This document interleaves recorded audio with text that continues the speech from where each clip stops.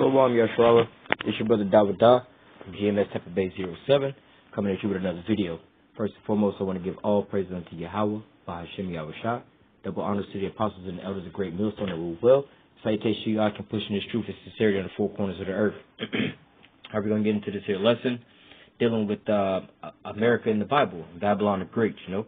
We got a lot of people out there trying to, you know, how do you say, basically put out disinformation, more or less to say, you know, claiming that the Vatican is Babylon the Great and things like that, you know. So we're going to get right up into the scripture, you know. I done heard all kinds of things, you know. The Vatican is Babylon the Great.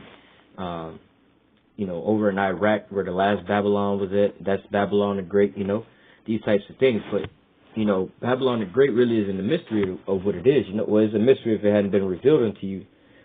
But more or less, you know, once it's been revealed to you, you see that basically America was written throughout the whole Bible, you know. It's actually spoken about quite often, you know. And, you know, it's one of those things, you know, at the end times, you know, we would be living in this kingdom, you know. So, you know, there's a lot of other things in the scripture, a lot more minor than a lot of these major things. You have to ask yourself, how come these minor things comparably to these major things are mentioned and some of these major things aren't mentioned, you know? Like, you know, they talk about, you know, certain things in the scriptures, but, you know, one of the biggest atrocity, you know, two of the biggest atrocities on the planet Earth, you know, that happened was the genocide of the Native American Indians and also, you know, the transatlantic slave trade, you know. And you'd have to ask yourself, how could something so big, you know, happen and it wasn't really spoken about, you know, in the Bible, you know? This is what most of these Christians should be asking about these things. How come America, you know, this great kingdom isn't spoken about in the Bible, you know? Force these pastors to look into these things, because actually transatlantic slave trade was written about quite often, you know, throughout the Bible. Also America, you know, and that's what this here lesson is getting into, is getting into the descriptions of America, you know. And just as a side note, you know, in none of the scriptures we're going to bring out, and nowhere in the Bible does it say America. You know, that word America is not in the Bible, and neither is, you're not going to find a passage saying that, you know, this here land is America, you know. But they describe it, you know, just like they don't tell you in the scriptures that they don't per se say the transatlantic slave trade, you know. But just real quick, we'll get two different things, you know. It says Joel 3 and 6. This is Joel 3 and 6. The children of Judah and the children of Jerusalem have you sold unto the Grecians, that they might remove them far from their border. Let me go back up real quick. It says, verse 3, it says, they have cast lots for my people. They have given a boy for a harlot and sold a girl for wine that they might drink. Yea, what do you have to do with me, O Tyre and Zidon and all the coast of Palestine? Will you render me a recompense? And if you recompense me swiftly and speedily will I return your recompense upon your own head, because you have taken my silver and my gold and have carried into your temples my goodly pleasant things. Okay, and these goodly pleasant things is the children of Israel. It says, the children of Judah and the children of Jerusalem, the children also of Judah and the children of Jerusalem have you sold unto the Grecians, that they might remove them far from their borders.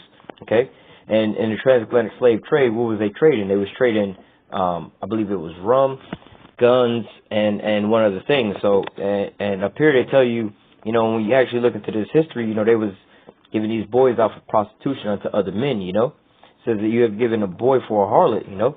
He was basically pimping out our little boys, you know, to other men at that, you know. And sold a girl for wine, you know. You just traded for rum, you know.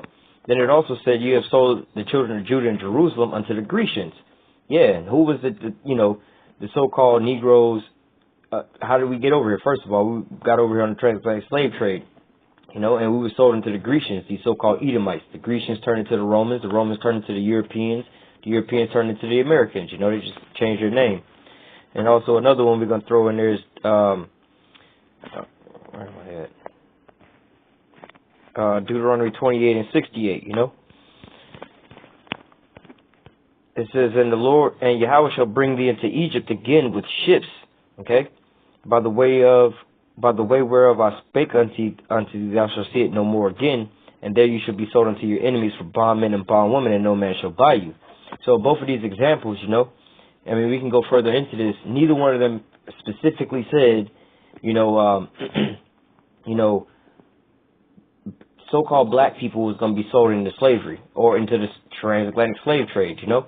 They didn't use those words, but, you know, here it is giving you the description. You know, if you was to tell somebody the transatlantic slave trade, and they was like, well, what is that?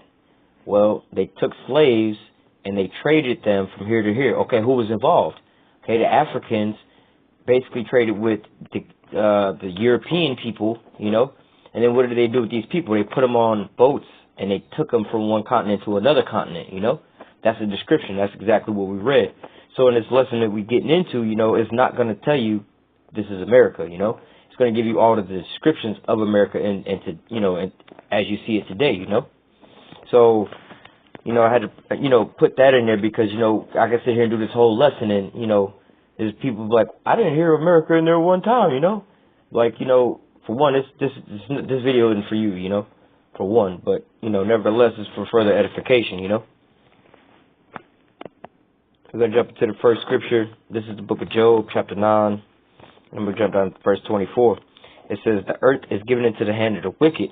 He covereth the faces of the judges thereof. If not, where and who is he? Okay. Now, we had did a lesson about the Edomites and who the Edomites are. Okay. Now, Esau, which is the father of whose name was changed to Edom, who is the father of the Edomites. Okay. Now, Esau would be in control of this great kingdom, Babylon, at the end, you know. So these things are going to be interchangeable, you know, with Esau and his dwelling place, and also Babylon the Great, you know. It's like if we were in our land, you know, and they say something like, you know, the whole coast. Let's say they use the word Canaan, you know, talking about the land of Israel, you know. Or hypothetically, let's say the land of Palestine. Let's say they talk about that. You still know that you're talking about the Israelites, you know. Had we still been in that land, you know. Or the whole land of Palestine, such and so forth. Well, the group of people that live over there, you know, is, you know, at that point in time was the Israelites, you know. So here it says, the earth is given into the hand of the wicked. He covereth the faces of the judges thereof. If not, who and where is he? Okay.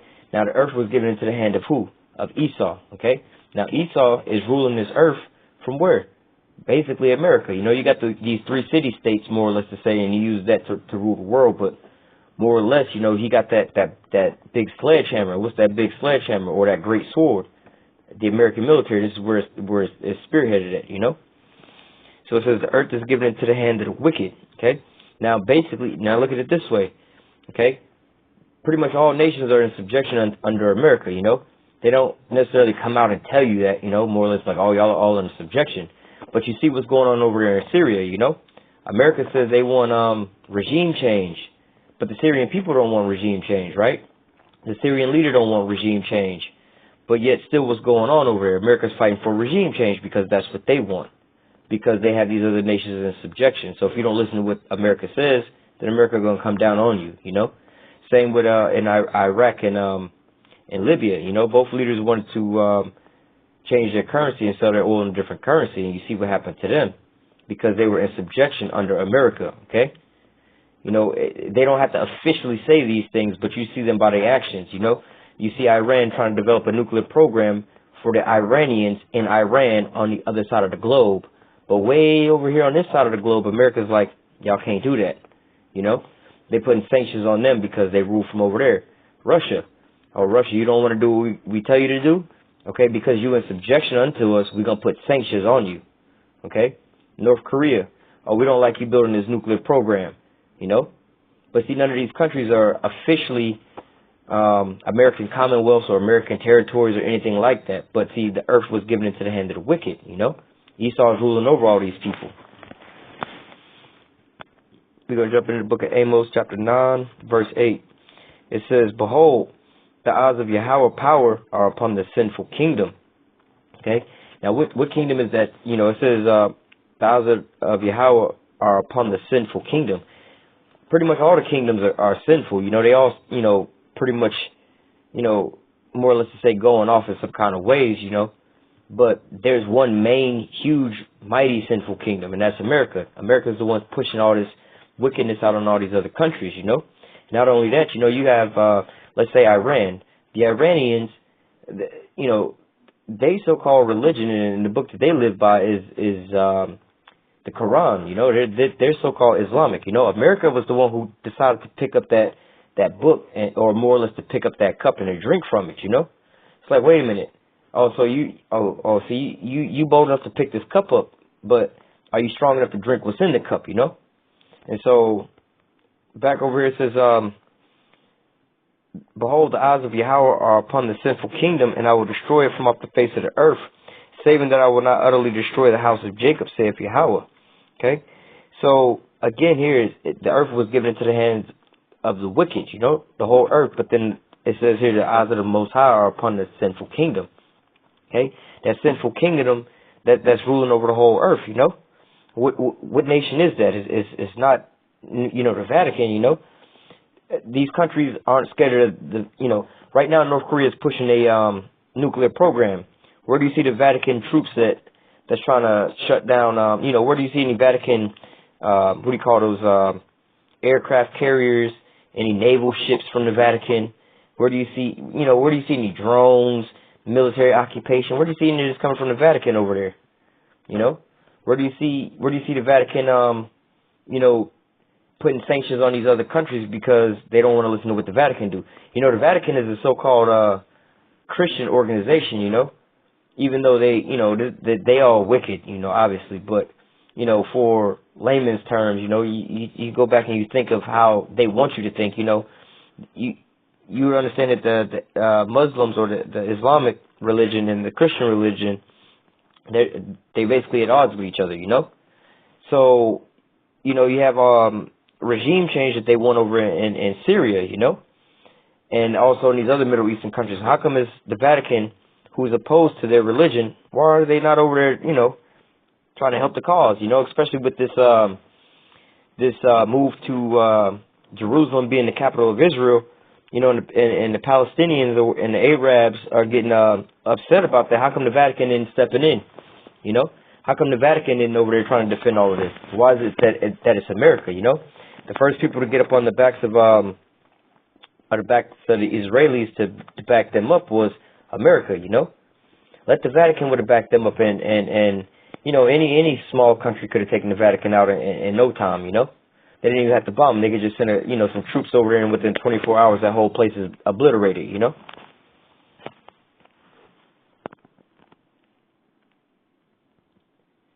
This is the book of Jeremiah, chapter 51, verse 7. It says, Babylon hath been a golden cup in Yahweh's hand, that made all the earth drunken. The nations have drunken of her wine, therefore the nations are mad. Okay? So, for a couple things in this passage. It says Babylon has been a golden cup, Now, let's say for this instance, the cup represents these nations, Every nation is a cup, There's a bunch of cups.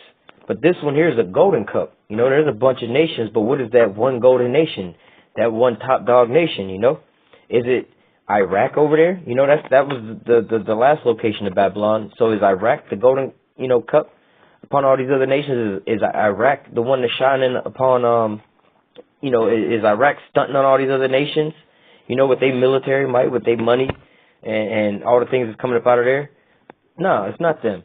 Are people going and buying and trading and getting things and technology and stuff from Iraq? No. Are people buying and selling and getting things and trading things and making deals with the Vatican like that because they're such a power player? No. I mean, just look at the petrodollar. How come you don't have a Vatican dollar that the whole world has to trade oil in? Okay? That's what we talk about, that golden cup, that sinful kingdom, that kingdom that the earth was given into the hands of, It says Babylon has been a golden cup in Yahweh's hand that made all the earth drunken. Now, how did America make all the earth drunken? Okay? With their policies and their procedures that they pushing out, this propaganda, In the last president, you had Barack Obama basically signing the law and normalize homosexuality, And from there, they had this pride parade stuff going on here in Babylon, here in America. And then they started spreading it across the world, Now, damn near every country's got one now, All these other countries are now having basically gay marriage now because of where they start here. It didn't start over in the Vatican. It wasn't the Vatican pushing all this, you know. The Vatican and making the whole world drunk with their ideology, you know. The Vatican and the one, again, making everybody use that petrodollar. You see, everybody's getting drunk with that petrodollar, you know. America's getting rich off of nothing, you know. They don't hold the oil. They're not transporting the oil. They're not refining the oil. They're not taking any risk or nothing like that. They're just getting the money off the transaction, you know. It says, Babylon has been a golden cup in Yahweh's hand and made all the earth drunken. The nations have drunken of her wine, therefore the nations are mad. Okay? So you have these countries, for instance, you know, you have these countries like, for one, Korea, right? There used to be just a Korea until America went over there. Now you have North and South Korea. Now they be battling it out, or they, you know, they on edge all the time over there because of who? Because America went over there with their wine and started having the people sip on that, you know? Look at all these other nations and countries that America goes in. They go and fuck everything up, you know? Oh, America said that they wanted Saddam Hussein out of Iraq because he was a brutal dictator killing all his people, you know? But look at the state of Iraq when Saddam Hussein was the leader over there. And now you look at the state and the condition of the people, the land, and all of that stuff now that Saddam Hussein is gone. You see, the world started drinking that juice, and then they all justified killing Saddam Hussein, and now the whole world is looking at this so-called problem of terrorists, you know? And now everybody's just like, can we just blow Iraq off the face of the earth because there's just too many problems coming out of there now? Yeah, but beforehand, when Saddam Hussein was over there, you didn't have all those problems. You see? You know, only a sober-minded person would see something like that, but if you drunk on this terrorist type of deal and afraid and kill and bomb all of them, you would never notice that, you know? You wouldn't notice how peaceful and healthy these people's lives was over in Syria before America went over there talking about, oh, Bashar al-Assad is killing his people and we need regime change, you know? Look at the death tolls before that happened when so-called Bashar al-Assad was so-called killing his people. When I look at the death toll now that America's going over there trying to liberate those people and help those people, okay? When they go over there on a peacekeeping mission or a liberation mission, you know, the only peace that they keeping is, you know, the only way they get peace is by bombing the hell out of every damn body else to where they're not there no more, you know? The only way they liberate people is just by liberating their damn soul, detaching their soul from their body, i.e. killing them, you know? They feel like, hell, if we go blow up all of Syria, you know, all these people will be at peace now. They won't have no more stress and no more worries, you know? It says, Babylon has been a golden cup in Yahweh's hand and made all the earth drunken. The nations have drunken of her wine, therefore the nations are mad. And it, now I want to grab this here because this is just another little, you know, another little added bonus here. You know, this is one of the sayings that they have here in America as of recent, you know. This is Jeremiah 51 and 8 and 9. It says, Babylon is so suddenly fallen and destroyed. Howl for her. Take balm for her pain, if so she may be healed. Okay? Now, verse 9. Now, you know, we're going to get into it and I'll let you know. It says, Jeremiah 51 and 9. We would have healed Babylon, but she is not healed. Forsake her and let us go every one into his own country. For her judgment reaches unto heaven and is lifted up even to the skies. Okay? So it says we would have healed Babylon, but she's not healed. Okay? And it says also, forsake her and let everyone go into his own country. Okay? Now, America is one of these places where everybody from all these other countries come over here to make some money and be prosperous and things like that, you know? But as of now, you're starting to see that everything's starting to fall apart here in America, and people are actually going outside of America to make more money because it's just costing them too much money here. Everything here is just all fucked up here, you know? From everything is all fucked up here, you know? So it's costing these business owners more money to do business here. Also with a lot of the things that they sign in the play, it's just making it harder for them. So it's like, you know what, where people once came over here to make a better living, they now like, you know what, I'd rather take my chances back at home, you know? And it also says we would have healed Babylon, but she is not healed. Okay? Donald Trump's little presidential campaign was basically this. It says, oh, we're going to make America great again. He's got everybody thinking that they're going to make America great again, you know? Oh, we're going to heal Babylon, basically. And why would Donald Trump say we're going to make America great again? Obviously, America is no longer great. Obviously, And America being great for everybody to come over here, prosper, make money, all this and that, have all this happiness and peace and so on and so forth, and safe and everything. But now you see, so-called, according to them, it's not so safe here, you know. It's hard doing business here. There's so many rules and regulations. Things are just getting out of whack, you know. According to Donald Trump, you know, well, in actuality, a lot of the jobs are gone from over here and everything like that. So he's like, oh, we're going to make America great again. But the Most High had already answered that before Donald Trump even came around. He says, we would have, you know, imagine Donald Trump saying, you know, to the Most High, okay, we're going to make America great again, to the people, you know. You go pray to the Most High, hey, Most High, can you, you know, heal America for us, you know, let's make America great again. Then this would be the reply to Donald Trump. We would have healed Babylon, but she is not healed. Okay? You know, Donald Trump said, we're going to make America great again.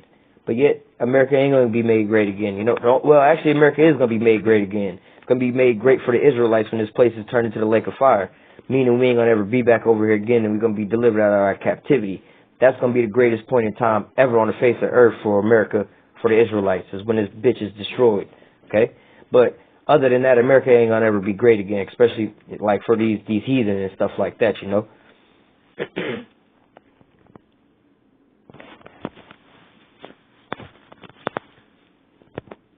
We're going to get into the next script. This is Revelation chapter 17. And I'm going to read this here all the way through. It says, and there came out of Revelation 17:1, and there came one of the 7 angels which had the 7 vials, and talked with me, saying unto me, come hither, and I will show thee the judgment of the great whore that sitteth upon many waters. Okay? So now this great whore, actually it's right here in Revelation 17.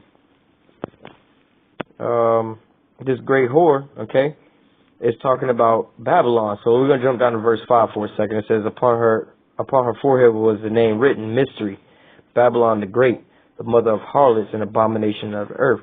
So the mother of harlots, okay, this great whore. She's the one, like, you know, you got all these so-called whores and, oh, this whore and that whore, this one's better than that one, this and that. But the creator of all, you know, the originator, okay, the one that's creating all this shit, the originator, there's none greater than the originator, you know. It says, I will show thee the judgment of the great whore that sitteth upon many waters. Okay? Now this isn't talking about, you know, how they like to describe Rome sitting on 7 hills and many waters and things like that. You know, it's not actually talking about them sitting on, you know, the element compound H2O. It's not talking about that, okay? And for edification's sake, that was down here. Right here, Revelation 17 and 15, and he saith unto me, the waters which thou sawest, okay, the waters that we're reading about in verse 1, it says, the waters that thou sawest where the whore sitteth, okay, so it says, I'll show you the judgment of the great whore that sitteth upon many waters, okay, it says, the waters which thou sawest where the whore sitteth are peoples and multitudes and nations and tongues. Okay? So is the Vatican sitting over top of all these nations, ruling all these nations, and got their military patrolling these nations? If they go out of line, they go over there and blow their ass up, or no? Or is the Vatican pushing its philosophies on the rest of the world and things like that? No. It's not that. It's talking about America. America is that great nation that sitteth upon many waters. From America is basically the trendsetters, you know. If, you know, here in America, hell, just first of all, you can look at any of our trends and stuff like that. You see them going around the world. When you start seeing, like, people over in China and stuff like that doing shit that you see regular Jakes over here doing and stuff, like, where do they get that shit from? Oh, they see. All right, put it this way. How many Chinese Michael Jacksons do you know about? Okay? You see what I'm saying? All this stuff that's made up over here in America goes around the rest of the world and it's influencing the rest of the world, you know? That's what it's talking about sitting upon these many waters. What country is influencing all these other countries? Which one country has more influence on all the other countries in the world? The Vatican don't. It's America. Okay? When Americans say that they're going to do something to your country, people start scrambling and panicking and worrying and switching shit up. But let the Vatican can't even make any threats like that. They don't have a military to do anything, you know. North Korea talking about they're going to launch nuclear missiles off. What the fuck's the Vatican going to do against that, you know? How many aircraft carriers do they got? How many jets do they got? How many tanks do they got? Zero, you know? Well, yeah, for the most, they don't have none of that shit. They don't have no military like that, you know? They do have a, I mean, you can call it a military, but it's more or less like, pretty much like those guards that they have over in England, you know? With the big ass hats and the red jackets on and shit like that, you know? If England was to go to war, they're not going to ask those people to go and fight. That's not who they have to fight for them, you know? They have their own military for that reason, you know? Same with the Vatican. You have these showpiece guards just walking around, you know? Verse 7, this is Revelation 17:2. Let me start back at the end of 1. It says, I will show you the judgment of the great whore that sitteth upon many waters, with whom the kings of the earth have committed fornication, and the inhabitants of the earth were made drunk with the wine of her fornication. We just read about that golden cup that made the whole earth drink, you know, and the nations are mad, all right? It says, with whom the kings of the earth have committed fornications. Okay, now, a lot of these words in here, these Christians slip up on them because they take them basically for face value, you know? And really, you basically got to be a Jake, for one. You know, you got to be a Jake in the truth, too, to understand these things. Because, like any Jake know, Jake don't use the regular language that we given to speak, you know? We'll wind up remixing every damn thing, you know? Like I just use remixing, you know? We recreate our own thing, you know? So, you know, like describing a car with some nice wheels on it or rims on there, you know? You'd be like, man, I got a new fat-ass whip sitting on them things out there, you know? And so when you say that, you're not saying you have an overweight car that's actually, like, sitting upon something like that, you know? Like, you know, it is sitting on some wheels, but, you know, you understand what I'm trying to say. These are more or less metaphors for how we speak, you know? So, same here, it says, with whom the kings of the earth have committed fornication, okay? So these kings ain't sleeping with each other, you know? But more or less it's, okay, for us to commit fornication against the Most High, right? You know, it's not that we sleeping around on the Most High, but the Most High gave us law, statutes, and commandments. He gave us a way of life or a doctrine to live, to follow, you know? But if we decide that we're going to fuck around with that and go, like, let's say, you know, the Most High gave us actually law, statutes, and commandments, you know? But let's say we want to stray away from that and go pick up Buddhism, you know? That's us committing fornications on the Most High. Because it's like you being married to, you know, a woman, and now she going around sleeping with somebody else, listening to what that man got to say, you know? Same thing here. These are the kings of the earth, you know? They got their own shit going on, you know? They got their own way of living and stuff like that. And really, a lot of them was way more righteous than America. But now, they over here sipping the same ass juice. They committing this fornication. Okay, America say, look, we're going to push homosexuality in our country. Y'all should too. Now they starting to go ahead, you know, certain of these countries would have damn beheaded your ass right then and there if you wanted to be a homosexual, you know. But now they over here sipping this here wine with America, and then they basically fornicating with America. All right, you know, I know I shouldn't do this, but we're going to fuck around together, you know. It says, and the inhabitants of the earth have been made drunk with the wine of her fornication. Yeah, and like the analogy I just gave, you know, these nations, these people, you know, they all talking about, you know, for right now, they talk about this gender identity deal, you know. You know, science will tell you that the male bone structure is different than the female bone structure, okay? That ain't even showing you your genitals. That's just like if you was to take a damn dead, decayed person and look at their skeletal systems, you would be able to tell if it was a male or a female, you know? Men have different size skulls. Men have different size jaws. Men have different size, what do they call it? The shoulder bones. What do they call that bone? Nevertheless, the collarbones. Men have different femur bones. Men have different pelvises because, see, when women give birth, their pelvis has to basically adjust for them to be able to give birth, you know? This is why a lot of women, after they give birth, their hips are a lot wider than before they gave birth. You know, you'll see a real skinny chick, you know, and then after she gives birth, her hips, they never really go back because, you know, her body has changed for her to give birth, you know. That don't happen to men, okay? Our bone structures are different, okay? So these people being drunk, we made these nations drunk, the people of these nations drunk by, you know, nowadays these people say, well, whatever I believe I am, that's what I am, you know. I don't fit into these social constructs that you constructed of a male and a female. You know, if today I wake up and feel like I want to be a female, then I'm a female, you know. When really these people are all drunk with that shit. That's just, if, you know, you want me to believe your delusion, you know. Because on that same principle, if that's how things really was, you know, well, fuck it. I believe I'm a billionaire, you know. I believe I'm you know, let you sit there and believe that you the damn president of the United States and go try to walk your ass into the White House and sit down at that desk, see if your ass don't be grass. Okay? That's how stupid that shit is, you know. These people are drunk off their ass, you know. Why don't you go and you know, you say that you're a billionaire and go to your local bank branch and try to withdraw $1 billion from the bank. Then people will look at you like you retarded. They'll probably send your ass to a crazy home. Okay? They be like, nah, he ain't drunk with alcohol. He's far beyond that, you know? And also, you know, just any of these things, you know, go over to another man's wife. Now, I don't suggest this, but this is just how stupid this shit is. Go over to another man's wife and tell him that she ain't married to him. She's actually married to you. See, don't that man, if he's righteous, put your ass to death, you know?